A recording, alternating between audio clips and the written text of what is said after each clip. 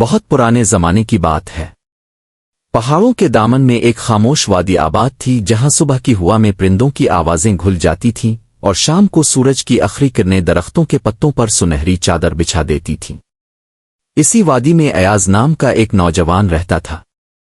وہ محنتی تھا، عبادت گزار بھی تھا، مگر اس کے دل میں ایک ایسی بے چینی تھی جسے وہ خود بھی سمجھ نہیں پاتا تھا۔ وہ ہر روز آئینے میں اپنا چہرہ دیکھتا مگر کبھی اپنے دل کو نہیں دیکھتا تھا۔ اسے دوسروں کی خامیاں فوراً نظر آ جاتیں۔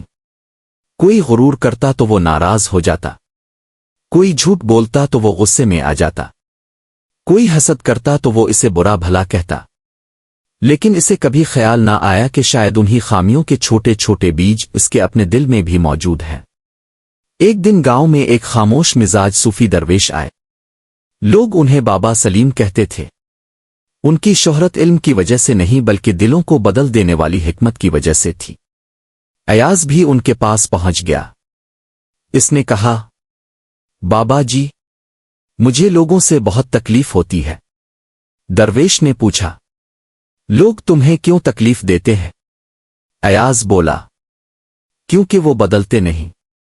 درویش نے نرمی سے پوچھا، اور تم؟ ایاز خاموش ہو گیا۔ درویش نے اپنی جھولی سے مٹی کا ایک چھوٹا سا آئینہ نکالا۔ وہ عام آئینہ نہیں تھا، اس کی سطح دھندلی تھی۔ انہوں نے آئینہ ایاز کے ہاتھ میں دیتے ہوئے کہا، کل صبح میرے ساتھ چلنا۔ اگلی صبح دونوں وادی سے نکل کر پہاڑوں کی طرف روانہ ہوئے۔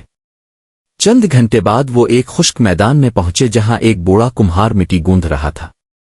درویش نے پوچھا، بابا یہ مٹی کیا بنے گی؟ کمہار مسکرایا، جو ہاتھ اسے جس نیت سے چھوئیں گے یہ ویسی ہی بن جائے گی۔ کبھی پیالہ، کبھی چراغ، کبھی گلدان، اور کبھی صرف بیکار مٹی۔ ایاز غور سے سن رہا تھا۔ درویش نے پوچھا، اور انسان کا دل؟ کمہار نے ہاتھ دھوئے اور بولا، وہ بھی مٹی ہی ہے، جس نیت سے اسے گوندھو گے ویسا ہی بن جائے گا۔ یہ سن کر ایاز کے دل میں پہلا سوال پیدا ہوا۔ آگے چلتے ہوئے وہ ایک جھیل کے کنارے پہنچے۔ پانی بالکل صاف تھا۔ درویش نے مٹی کا آئینہ پانی میں دھویا، پھر ایاز کو دیا۔ اب اس میں اس کا چہرہ صاف نظر آنے لگا۔ درویش نے کہا، پہلے کیوں نہیں دکھ رہا تھا؟ ایاز نے جواب دیا، کیونکہ آئینہ گرد سے بھرا ہوا تھا۔ اور دل؟ ایاز خاموش ہو گیا۔ درویش نے کہا، دل پر بھی شکایت، حسد، غرور اور غصے کی گرد جم جاتی ہے۔ پھر انسان دوسروں کو تو دیکھتا ہے مگر خود کو نہیں۔ یہ الفاظ تیر کی طرح اس کے دل میں اتر گئے۔ شام کے وقت وہ ایک باغ میں پہنچے۔ وہاں ایک درخت خشک تھا، اس کے برابر ہی ایک دوسرا درخت سرسبز تھا۔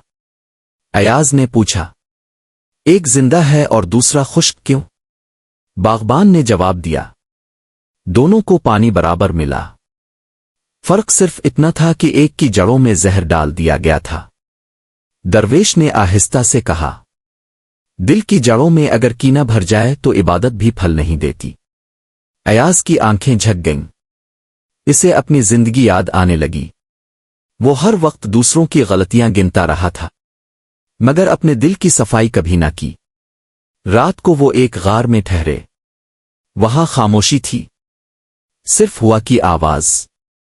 درویش نے پوچھا، زندگی میں سب سے مشکل کام کیا ہے؟ ایاز نے کہا، شاید دنیا کو بدلنا۔ درویش مسکرا دیے، نہیں، سب سے مشکل کام اپنے دل کو بدلنا ہے، اور جب دل بدل جائے تو دنیا خود بدلتی ہوئی محسوس ہونے لگتی ہے۔ یہ رات ایاز کی زندگی کی سب سے لمبی رات تھی۔ اس نے پہلی بار اپنے اندر جھانکا۔ اسے اپنے غرور کی جھلک نظر آئی، اپنی حسد کی پرچھائی دکھائی دی، اپنی بے صبری کا چہرہ نظر آیا۔ اس کی آنکھوں سے آنسو بہنے لگے۔ صبح سورج نکلا تو درویش اسے دوبارہ جھیل کے کنارے لے گئے۔ انہوں نے مٹی کا آئینہ اس کے ہاتھ میں دیا۔ اب آئینہ بالکل صاف تھا۔ درویش نے پوچھا، کیا دیکھ رہے ہو؟ ایاز بولا، اپنا چہرہ۔ اور دل؟ ایاز کی آواز بھر آئی، اب پہلی بار اپنا دل بھی دیکھ رہا ہوں۔ درویش نے مسکرا کر کہا، یاد رکھنا، جو شخص ہر روز اپنا دل صاف کرتا ہے اسے دوسروں کی گرد نظر آنا بند ہو جاتی ہے۔ چند دن بعد ایاز واپس گاؤں آ گیا۔ اب لوگ وہی تھے، عادات بھی وہی تھیں، مگر ایاز بدل چکا تھا۔ اب وہ دوسروں کی غلطیوں پر فیصلہ نہیں کرتا تھا، پہلے اپنے دل کو دیکھتا، پھر بات کرتا۔ اگر کسی سے غلطی ہوتی تو وہ دعا کرتا، اگر کوئی سخت بات کہتا تو وہ خاموش رہتا۔ آہستہ آہستہ اس کے چہرے پر عجیب سا نور آنے لگا۔ ایک دن ایک نوجوان اس کے پاس آیا۔ اس نے پوچھا، آپ کے سکون کا راز کیا ہے؟